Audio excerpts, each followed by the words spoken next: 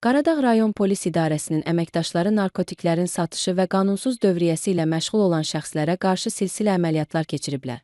Stop Narkotikas xəbər verir ki, tədbirlər zamanı Nəsrullah Həbiyev, Hacıağa Əkbərov, Elşad Əliyev, Sənan Qaracayev, Mahir Haşimov, Tural İbrahimov, Məhbub Həsənli, Qurban Muradov və Şahin Zamanov saxlanılıblar.